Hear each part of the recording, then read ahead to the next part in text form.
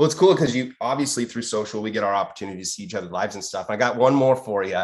And it was probably say this 2016. This year, we have moved halfway across the country away from friends and family, experiencing the second worst flood in the U.S. history together, helped plant a church, witnessed a shooting, bought our first in a car, had our worst and best financial time, and so much more. But above all else, I spent another year with my best woman I have ever met. I love you, honey. Go through that whole process.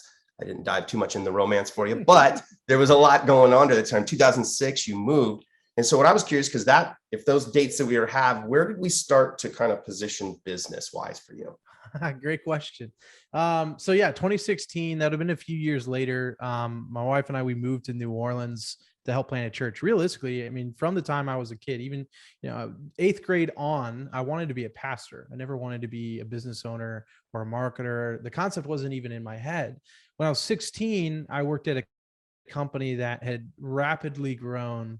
And my position just happened to be marketing there, essentially because I was the oldest employee there. We were working out of a garage when we got started, and that company grew really rapidly. When I left, we were doing about 3.2 million a month in revenue, and my position was marketing director. And even at that time, marketing was not the thing that I wanted to do. I just wanted to be a pastor, and I just so happened to have a role in marketing. And I'd just always been the type of person that anything I was doing, I wanted to be the best at. And so if I was in marketing, I just wanted to be a marketer. But we had moved to New Orleans to be a pastor, help a church plant down there.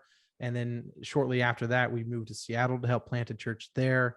And real is, I don't know, in more of a sense, all the proverbial doors kept shutting for me to be a pastor, whether it was personal family things of either needing to support other family members financially with money, which pastors don't make money, or it's, living in Seattle being one of the most expensive places with my wife. The doors of being in the church kept closing. And then I just happened to see other people start making money with Facebook ads. And then with my background, I was like, oh, I know Facebook ads.